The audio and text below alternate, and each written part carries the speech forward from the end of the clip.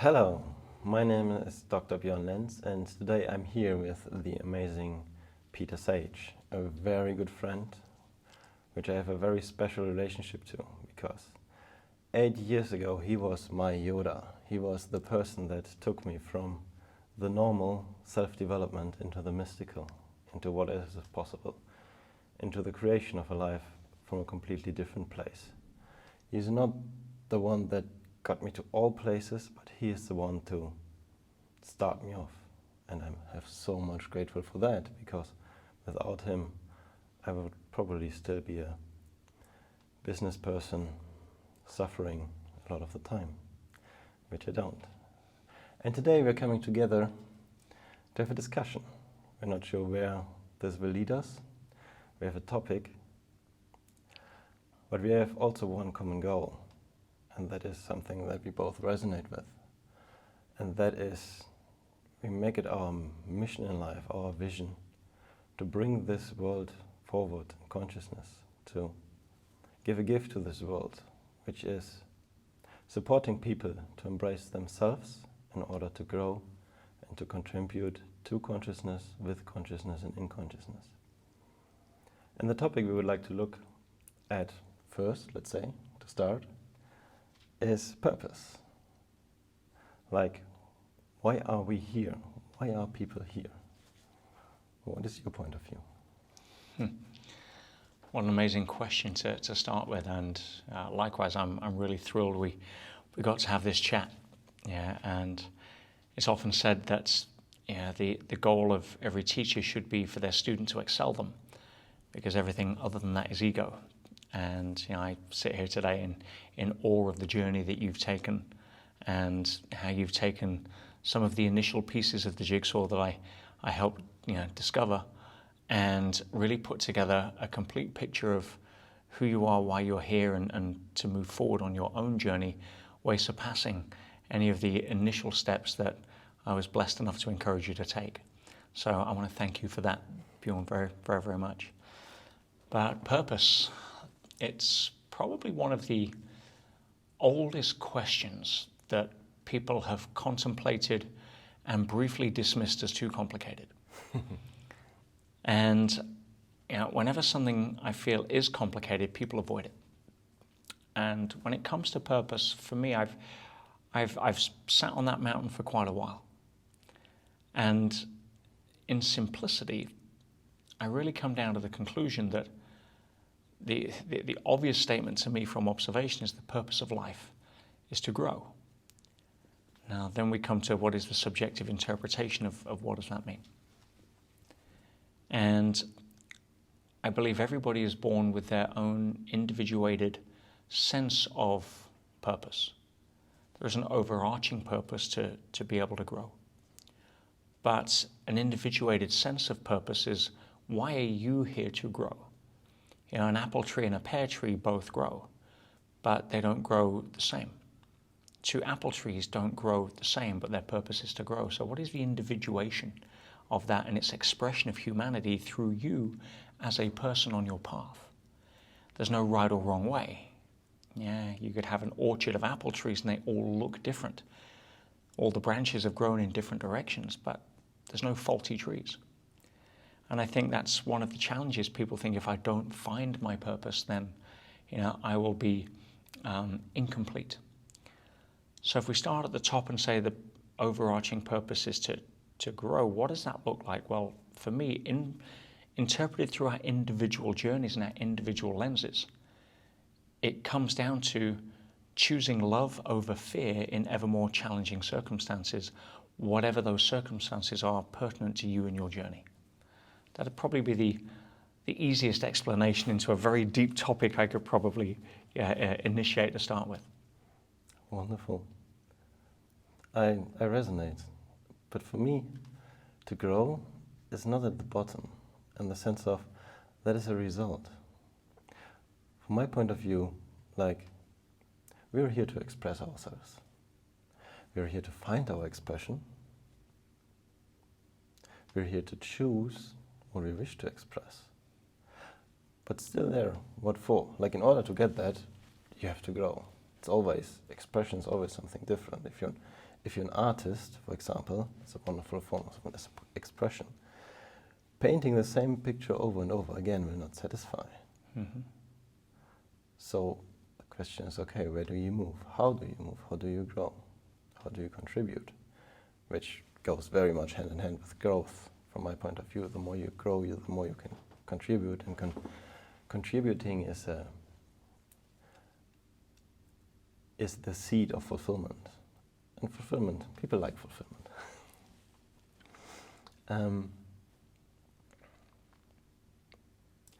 So the question becomes, why are we on this journey anyways? I think that, the fact we are on the journey is fairly indisputable. How people relate to that is filtered through their own individual why. And if that is what we would call lower conscious, which we all come in as somewhat egocentric babies in a sense of physical needs, probably far less egocentric in the level of spiritual needs. And as we grow older, we become less egocentric in terms of physical needs. We're self-sufficient, but become more egocentric in the terms of spiritual needs. A lot of the time trying to prove to the world that we're good enough, or to, fit into the good opinion of others, or get over the insecurities that most people collect along the way from that journey of pure spirituality to start, and kind of dilute their awareness. I heard a beautiful quote the other day. I forget who it was from, but I said, "I really wish I was as wise as the day I was born." Yes. And but for why? Why are we on this journey? Well, obviously there is inherent purpose. Realities like this don't create themselves. So, as you rightly say, growing can be a byproduct of choices that we make. So our individuated expression of those choices are giving us individuated feedback. We can choose to flow with the natural order, which, as you state, links in with growth and contribution. And when people do that from an authentic place, there seems to be less drama, less stickiness, more flow. The emotional guidance system is telling you you're on track. If you are growing so that you can get rather than give, the emotional guidance system tends to give you other feedback, which is a little more drama, a little more stuckness. It's a little more treacle that you're running through in life. If you contribute without growing, then you're going to be empty fairly quickly, because most people are contributing for the wrong reasons if they're running that pattern. Patterns of, if I do something for you, not because it's a natural, authentic gift of who I want to express myself as, but as a protection mechanism so that you won't reject me, so you can't judge me, so that you'll still be my friend. Yeah, or from the point of view that if I do something for you, you will love me, and as I don't love myself, I take you as a substitute. Yep. And again, all parts of the pathway up the mountain of growth, evolution, spirituality, selflessness.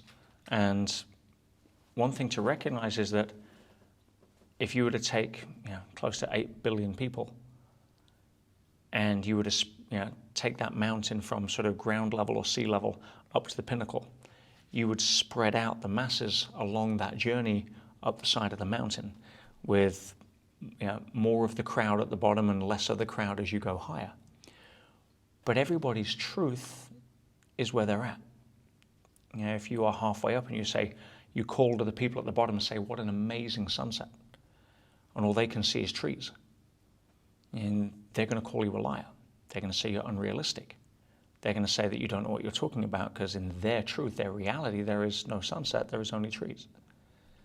And you can look and say, yes, if you just climb further up the mountain, you'll be able to see the sunset, but people can't hear that further down the mountain. So there is also the aspect of, when we are growing, to enfold into that an awareness that everybody's on their own path and it's okay. And if I adopt the sense of spiritual significance by how far I am up the mountain, just because I can see a sunset, that doesn't give me the right to invalidate the model of the world of the people at the bottom of the mountain. Absolutely. What I heard a few minutes ago is the world is a feedback system. Your emotional guidance system will tell you when the path is working for you or less. How does that work? There's two categories here. There is the biochemical feedback system, which is wired to the nervous system, and that is wired for comfort. So comfort is the destination or the seeking algorithm of the body, and it's very useful. You don't want to be sitting on an ant's nest or standing too close to a fire. The body's going to give you some feedback. That is what we call discomfort. But when it comes to emotions, if you're linking emotions to comfort from the body's perspective, then you're going to be pulled off track, because your emotional guidance system isn't dealing with the emotions of physical comfort, it's dealing with the emotions of energetic comfort. And while you may be satiated at some level physically, sitting on the couch watching Netflix, and it's very comfortable, but that isn't calling you to grow, which is essentially the inherent wired system of the soul. And so when the soul is moving towards a direction that may not necessarily be physically comfortable, there is a sense of, you use the word fulfillment. And fulfillment and emotional satiation need to be separated. So when I say the emotional guidance system, I'm talking beneath the surface level of physicality. You know, there's a sense of an underlying undercurrent of knowingness when you are on your path, when you're doing something right versus doing it for approval, when you're doing something that you feel is taking you towards your purpose versus something that you're justifying to cover up the fear of not taking that action.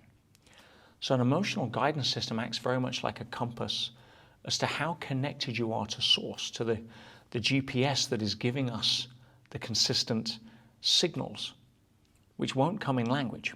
And that's where we trick ourselves a lot of the time, because we communicate so much in language.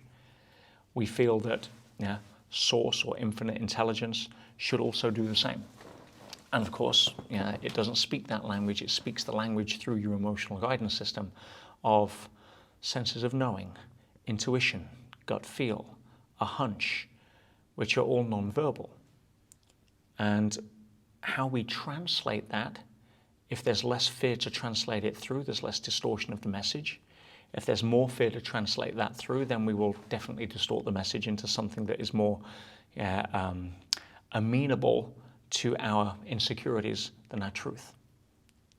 So from an emotional guidance system, paying attention to when we feel internally off track, a great word that sometimes uses conscience. So when you listen to your conscience, whatever that may be, I interpret that as to be less noise of the ego and more dialing into the truth that you can't lie to yourself over, even though a lot of us try to do it with volume out of the mind a lot of the time. So what you said was, if you follow your emotional guidance system, you are on track on your purpose, on what your soul is calling you to. I feel that that's a very good rule of thumb. I think that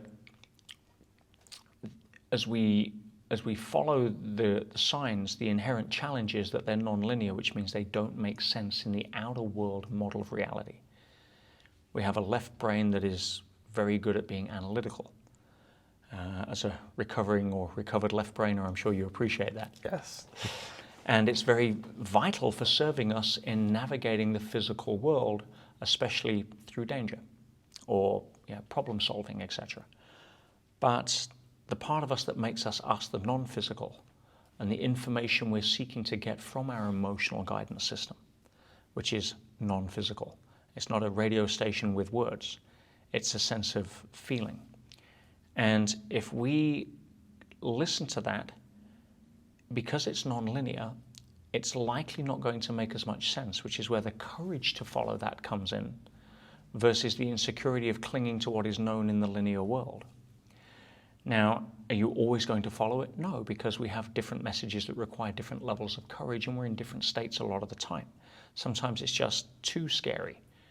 If the guidance says it's time to leave your husband because you're in an unfulfilling, unloving, narcissistic-based relationship, that's going to require a lot of courage to face things like, but what about the kids? What will my parents think? What will my friends think? What am I going to do for income? Where am I going to go? So the message may come through, but it's still going to be granulated through different levels of how you respond to it, even if you know it's your truth. But as a guidance system, it's a great rule of thumb to tune into. So we have a guidance system, like in GPS, which always tells us in which direction makes more sense in this moment, let's say, or a rule of thumb. Do we choose a purpose, or does a purpose choose us? Define we. We as a human being, we together with our soul, we without our soul, we with our brain. So you've got 4 different rabbit holes there to run down, but if you want me to be succinct, I believe that obviously the essence of what makes us us is non-physical. It's not our body. We're going to have a different body now than 20 years downstream and 20 years before now. And that's just part of the rule set. But who we are, I still remember me at 5 years old. I had a very different physical expression at that point, but it was still me. And the essence of me with the capital M at that point is the non-physical. It's my hopes, dreams, personality, sense of humor. It's my values. It's my aspirations, my goals. All of that encapsulates what we would call we. It is that essence of we that has to be able to transcend physicality, because the very definition of being physical means that the destination has to be non-physical in this environment. So if I identify with physicality, I'm going to be scared of death for a start, because I think it's the end. If I identify more with who I am, the essence of who I am, then I realize that everything in the physical is subject to non-permanence. Therefore, I, as myself, is permanent. I have no fear of death. If we follow that logic, it stands to say, well, where was I before this expression of physicality? It would have to be some period of non-physicality before I was then incarnated into a new physicality. Now, if we're choosing our purpose, it's certainly not going to be from a place of physicality. If we are setting the destination in the sat-nav, it's before we're turning on the engine and getting in the car. Once we're in this physical vehicle, we are then following that guide point. But where does that set from? It's certainly not the brain. It wasn't evolved. It didn't exist prior to when I believe we were programming that sat-nav. And one of the metaphors I love to use, as you know, is the movie star metaphor, because it's so pertinent and people can really understand. We look at Hollywood. Why was Hollywood created? In my expressions, because it's fractal. We live in a fractal universe. Why were schools invented? We're in one. So why did Hollywood is a great expression of people that are playing different roles in front of the camera, which is where you make a distinction between the character and the actor. So the character that I'm currently playing is the movie of Peter Sage. But the actor behind the camera has played many different movies. I just happen to be stepping into this one, and this is the one I'm filming right now. Now, when this movie ends, as it will have a final scene, I'm under no illusions of immortality and the physicality, then what happens to the actor? Well, what happens in Hollywood? You finish filming a movie, it's a wrap, probably have an after party, and then you're looking to pick up another script. And if you're an astute actor who's on the path of growth looking for the Academy Award, you're not choosing easy scripts. You're choosing scripts that'll allow you to grow your talent as an actor. So they're going to be challenging. They're going to require you to up your game a little.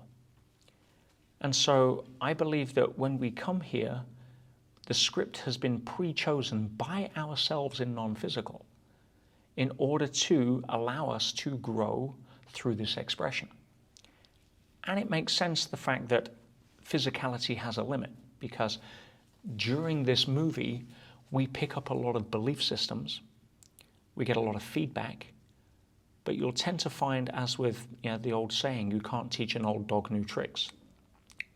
As you get older, 70s, 80s, etc., the belief systems tend to be a little more solidified than fluid. There's a whole aspect around, well, I know this now, I've been around the block, and there's, I wouldn't say much of a preaching aspect, it doesn't mean that. It means that there is more of a fixed model of the world the elder you get. And therefore, that doesn't allow you to become or leave a pathway following that to evolve more from an open-mindedness. So it's kind of makes sense that we have 100-year, give or take, lifespan in the physical body. In this particular movie, it's, let's call it 2 hours long in Hollywood. If it gets to 3 hours, you kind of tune out, right? So if we're playing that role, it's time for a fresh movie with fresh insights. Yeah, in a movie after 2 hours, you know the cast, you know the supporting actors, you know the lines, you know the scenes. There's too much familiarity there. And if this is an ever-expanding universe, familiarity is not the outcome. It's expansion. Expansion of love, expansion of heart, expansion of mind. And as a result of that, we tend to look for the next movie to act in, hopefully with some more fresh challenges to inspire us to hopefully get that Academy Award, wherever that may be in the cosmic galaxy or non-cosmic. So what I understood is the purpose of the game, what we're here for, is to train the actor. Like as if a pilot goes into a simulation of a flight in order to train themselves to improve. What for?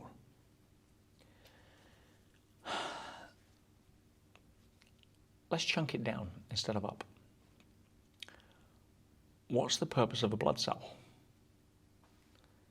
It's part of a universal body of a human.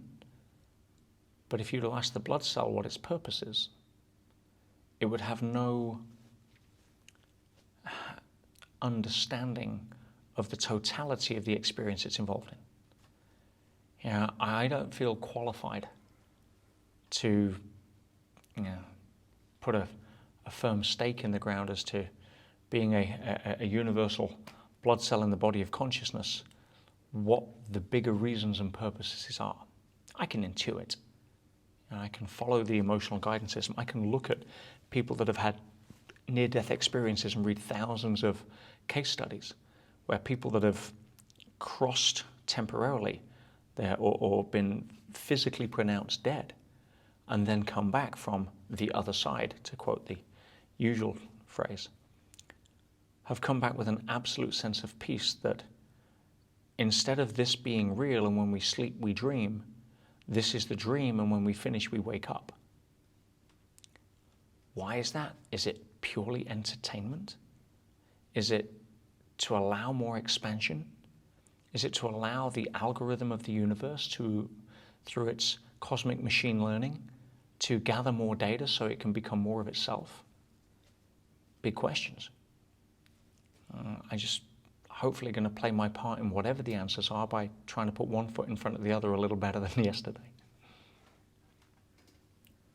Would you like to hear an interesting hypothesis on that? I would love to. So, imagine you are consciousness, you are God. But when you're playing a computer game, you like computer game analogies, I know. When you're playing a computer game, it's nice that it's hard. It's nice that you have to improve yourself in order to get somewhere, in order to reach your goals inside of the computer game. It's nice that you have to be creative or something. But when you would then click a switch and enter God mode, like having lots of cheat codes or something, suddenly the game becomes too easy, which is nice for a moment. Like, yeah, now I can click on a monster and the monster is gone. That's nice. I can move forward through the levels very fast, and it gets boring very fast. So if I was God, always in this mode, it's boring. So how can I as God experience myself as God? And from my point of view, we start ego-based, egocentric in a very limited way. Like if you look at our childhood, there's so many pointers that it's actually designed to take us out of divinity in order to learn what it means to be a human being, to fall into the assumption that we are our body, exactly the opposite of what you explained before. But then we can take a journey, the journey of waking up, the journey where slowly the non-physical becomes real. The non-physical is taken as a part of this reality, where magic starts to happen, where we become more and more, where we move into the creator role, into creating our life consciously, and creating our reality consciously. Because on a scale of, let's say, godlikeness, when we see ourselves as a limited being that just have to do anything in what you call by me, with our body, we are just human, just a human experience without the access to the spiritual world, to what is beyond this reality, yet what may be very powerful. And when we then go on a journey of personal development, of finding our spirituality, of finding our relationship to this reality, we move further and further into creatorship. But through this line, as God sees through us, as all, like we have the consciousness coming through us, there is something that shares all of this experience that we all have and enjoys the movie through the eyes of the actor. And so consciousness can experience itself, but through all stages of creatorship, of insight, of power. Crazy? Yeah, it obviously reminds me of the quote from Rumi. You know, we're not a drop in the ocean, we're the entire ocean in a drop. And again, looking at why would consciousness want to experience itself, you could ask the question, why not? Yeah. Mm-hmm. Yeah, I think a lot of people get caught up on the anthropomorphic projection of what they believe they've been told that, you know, the God level of consciousness is. And you know, I see a lot of people dismiss their own power by giving it away through some projection of what they feel an external deity is. And when you really start to appreciate yourself, again, the blood vessel in the arm is as important as any other cell in the body. And there's no faulty flowers in the garden. But being able to have a sense of appreciation for that is liberating. Being able to have an experience of that is enlightening. And I think a lot of people, unfortunately, too busy being busy, trying to figure out the first section of life to really contemplate questions like that. Although it's why they're here, they're doing a very, very good job of having consciousness understand what separation is. So, a part of your vision is to change that. Is it? Or isn't it? I believe I have no right to change anything. But if I'm living what I consider to be my truth on my emotional guidance system, it would be to facilitate the awakening, the progression, the raising of consciousness in others. But certainly not from a lecturing perspective, but from a lighthouse perspective. A lighthouse has no right over what the ships do. Its job is to shine. It can feel compassionate if the ship runs aground because it didn't take notice, but it doesn't feel responsible. It's not trying to impose itself on the ocean. But if it stands there and shines and does its job, many ships will be saved. And based upon the captains of those vessels seeing a level of light that they wouldn't have seen had it not been shining for them. So I kind of class myself more at that level of a lighthouse. Now, if there's no ships, it doesn't matter. If the ocean's empty for months, that's okay. My job is to shine. But if I can save one ship from running on the rocks or avoiding a bit of a maritime issue, then I feel connected to that level of purpose to shine as I should. So shining, is it inspiring or is it more than inspiring ships? Define more than. There are many ways to be an invitation. Like on the one hand by example, on the other hand by explaining things, by being an expression of yourself, not just as you, but stepping into roles that are useful to, for example, magnetically pull people into a different model of the world. If you go back to the ocean as a metaphor, there are obviously different levels and depths to the ocean. And each level has its concordant ecosystem. If you take the coral reefs, you'll have the clownfish and all of the corals and the sea anemones, and they find each other. And hermit crabs find shells to live in. It's natural.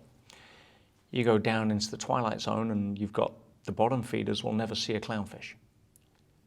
Right? So the job of the bottom feeders is not to swim up to the top. The job of the clownfish is not to tell the bottom feeders they're wrong. The role of both of those is to be authentic in how they feel their current expression is. Now, if a clownfish goes too deep, it's going to feel pressure. It's going to realize that there's not enough sunlight to navigate. There's different levels of predators. It can't run back to its sea anemone to help. So there will be a environmental stimulus for the clownfish to go back to where it is. And I think that it's inspiring for me to follow my truth, regardless of what other people do with that. But if I am the lighthouse in my own movie, then other people that are struggling to find their way in the dark are going to be gravitating towards that. If you have a fish that's at the wrong depth and they don't know where to go, then the environmental cues are going to tell them. So if I can be utilized as an environmental cue, because the pressure most people feel in work, in relationships, in health issues, is essentially that they're at the wrong depth.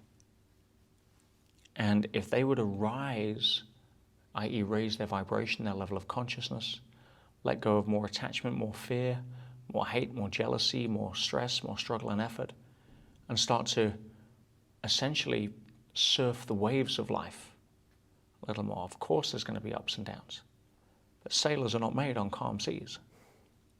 Right? So when I talk about inspiring, it is inspiring for me to do what I do, but not based upon the actions, but based on me following my truth. You can't be an inauthentic example and expect to have an impact, not a positive one. So for me, being the example and the invitation is one thing. Letting go of what people do with that invitation is another.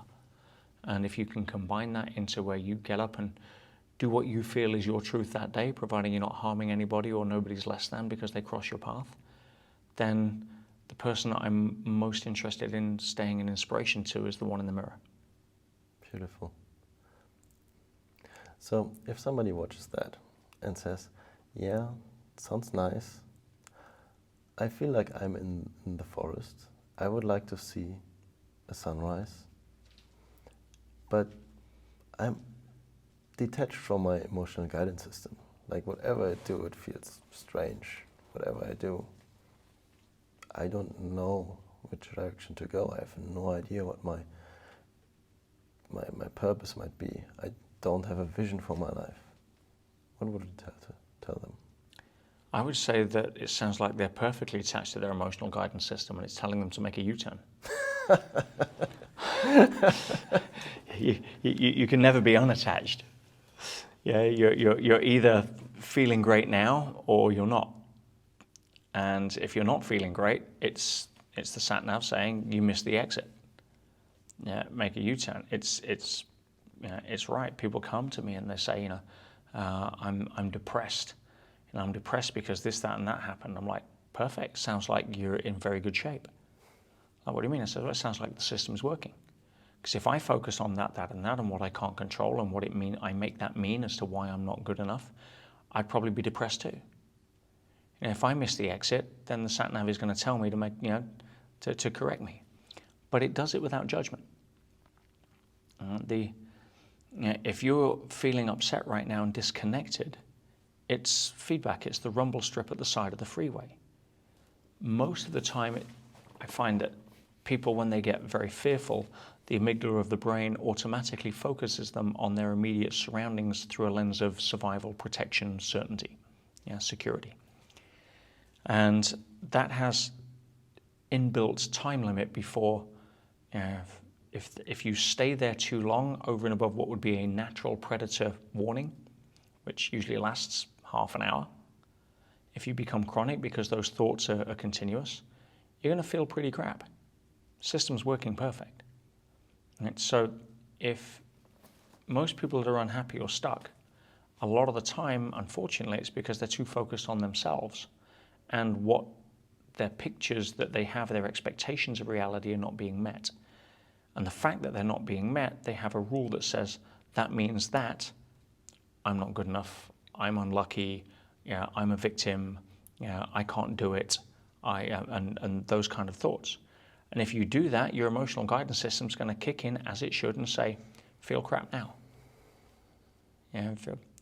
Take your attention off yourself. When you start focusing on what you can contribute to others from an authentic place of doing what's right, you're not trapped in your own model of the world. You're still starring in your movie, but you don't have to be Florence Nightingale. But if you're focused on how can I add value, how can I serve, how can I make this person better because I'm in their space rather than feel worse because I'm in their space by sharing all my crap, then being focused on that means that it's very hard to notice what you think is wrong in your world. And so I think the system's wired pretty intelligently. What if they have the point of view that they have nothing to contribute? Then that's a belief system that we have to dig further beneath the surface with, because we all know that nobody would be here if they didn't have the ability to contribute. But if their mental model of the world has been conditioned to such a low lack of self-worth based upon childhood patterns, based upon significant people in their life, caregivers, parents, mentors, ministers, teachers, authority figures that have convinced them that they have no value, then the first thing one has to do is to start unraveling that belief system. And the easiest way to do that is to question it from a different place. If someone says, I have nothing to contribute, my first response would be, why do you believe that? Because a lot of the time it just becomes a story that they've not even re-questioned. So let's find out. I don't think I'm worth anything. Great. Why do you believe that? Oh, because my teacher said this. Oh, because I tried to start a business and it failed. Oh, because my ex-girlfriend, love of my life, left me. So I'm not worth. So clearly I'm worthless. And now you start opening up, loosening the screws. Okay, well, is that really true? Is that still true for you? Is there another possibility as to why she left? Do you have any right over whether she stays or not? What if it was her truth to leave? Or your truth to leave enough space for somebody else or better to come in? Did your teacher who said you're a failure, what did they achieve? Is that a life that you would want to emulate? Are you listening to an opinion and mistaking it for advice? Is it qualified or unqualified? What do you think was going on in your dad's mind when he said you wouldn't amount to anything?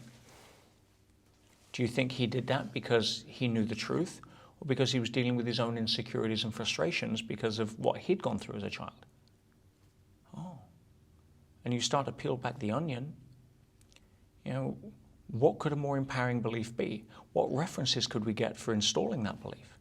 What would have to happen for you to be open to the possibility of this being true instead? What other false beliefs would you have to buy into in order to think the original belief is still true? You start dismantling people's stories.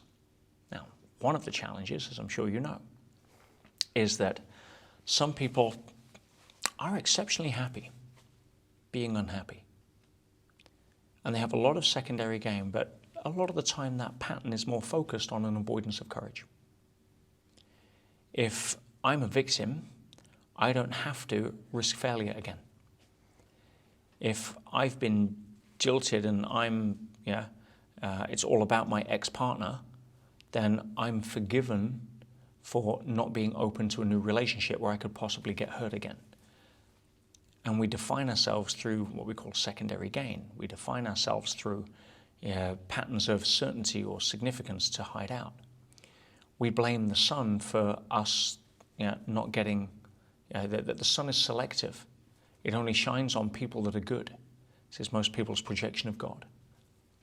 No, God's not a parent. The sun shines unconditionally. You choose to hide under a cloud, you choose to stay indoors, you choose to wear sunblock. You can't blame the sun for that. The sun is unconditional. You were born unconditionally perfect. But if you choose to hide under the story of I'm not good enough, it's available. You don't have to go out and take on the warmth and loving energy of the sun. Everything's a choice. But to blame the sun for you staying indoors doesn't really cut it when you drill down. Yes. So let's go to the other side. Let's say somebody watches this and says, yeah, I'm a little lighthouse. I wish to be a big lighthouse. I wish to shine. I wish to facilitate and invite people into walking up the hill if they're up for it, if they are choosing that. What would be your advice how to move in the sense of, yes, emotional guidance system, but what is tangible advice? To begin with, if you are looking to try to change the script in other people's movies to validate your own, then that's really not going to work. If you want to be the best version of yourself so that you can be the best version of yourself, great conversation. If you want to be the best version of yourself so that anything else, ego, insecurity, and fear. Now, you can benchmark because that's also guidance. If you start putting out your truth or your message or sharing it and people resonate, and as a result of that, they help improve themselves, you can take that as feedback. But it's feedback for you being on track, not how good you are at influencing others. If you put out what you feel is good advice and people follow it and they end up worse off rather than better, then that's good feedback for you to refine your message to yourself before you give it out.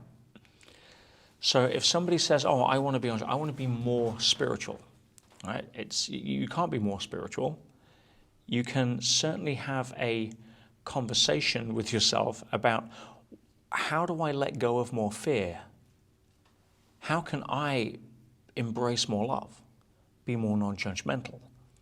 Right? There's a beautiful paragraph in I, Reality and Subjectivity from Hawkins, where he details what he calls one of the traps of the spiritual aspirant. He says, I want to be more loving. I want to be more peaceful. Well, if that is your goal, expect that intention to draw up from your unconscious all of the fear, hatred, and anger that is within you so that you can be in a position to encounter and surrender and work through it. So if you're praying for peace, expect an internal war and welcome that from the place of thank you, for that is really the roadblocks that are getting me there, so why wouldn't I want to embrace them? But people that say, I want to be more spiritual, it's usually the ego trying to hijack the map of consciousness and playing a game of snakes and ladders trying to win. Yes. From my perspective, that's completely natural. Like from my perspective, what is natural is we live in a mirror reality. Our outside expression is a mirror from what is happening in our inside world, so that we can experience ourselves. We can see what we can do. We can see our connection to the non-physical world. And therefore, like, this is basically how I create. I ask for something together with the question, okay, and I know that means bring up anything in my face that I have to let go, that is not in resonance with that. Like, that is, if I'm asking for peace, all the war that I carry inside of me will come up. That's to celebrate, because that is what creates the future. From that perspective, which is rare. Most people run for cover, or justify or suppress or push back down. And that is the journey. As Hawkins said, straight and narrow is the path, waste no time. But it's also an optional game when it comes to time frame. Playing the enlightenment game, it's available. Playing the family game is available. But there's a lot of people that choose not to, or not even aware of it. Yeah, if you're in prison, you're not going to choose the family game. Yeah, but yeah, if you are in fear, you're not going to choose the enlightenment game. Unless you get to a place where you are so at the bottom, you completely let go, which then allows all resistance to melt and then allows you to see a big light at the end of the tunnel as it emerges. But a lot of people like to stay in the middle of the tunnel and moan, complain, and deal with the darkness in their own way. So, yes, again, you're going to hear the message from wherever you are on the mountain, and that's okay. The truth, as I often say, is that we really don't know the big truth. We can hypothesize at the best level we can from the level of consciousness we're at. But when you start to transcend the understanding of duality, an entirely different paradigm opens up. For example, the sun has never seen a sunset. The concept of sunset to the sun is so absurd and foreign that it wouldn't be able to understand if we were trying to explain what a sunset was. So people that are appreciating sunsets are appreciating it from a perspective of their own journey of limitation. It doesn't stop you appreciating what you perceive to be a sunset, but it's only an arbitrary point of observation from your perspective and model of reality. When you go higher, there is no understanding, obviously, of that level of separation, non-duality. But you're getting fewer and fewer people at that level of the mountain that would be able to stand and listen to that level of conversation. And that's okay.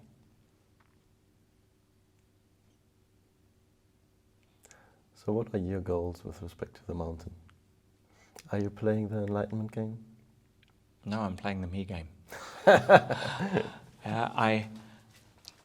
I'm very grateful. I talk about the 4 levels of consciousness, about to me being the victim mode, by me being the achiever mode, through me being more in flow state in the natural order of the harmonious current of the river rather than swimming upstream, and then as me being the level of oneness and non-duality that epitomizes spiritual evolution.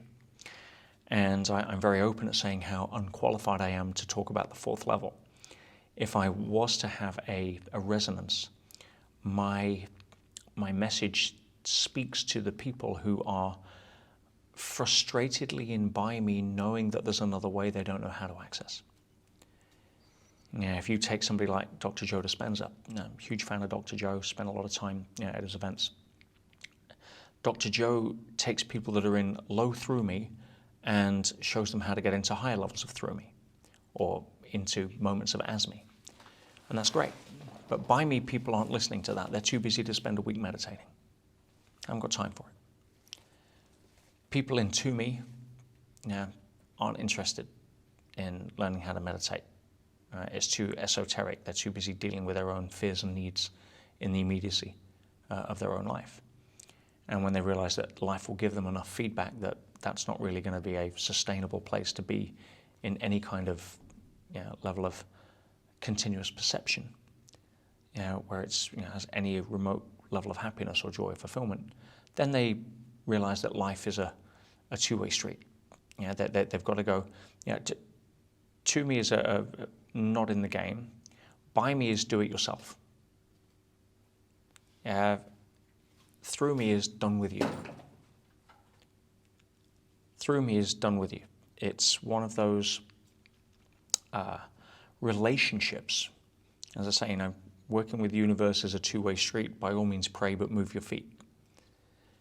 And my role in my journey right now is to hopefully inspire or show through my own journey a pathway from by me to through me. People that are ready or frustrated. If you're in your low by me's or certainly in your 20s, you don't care about through me.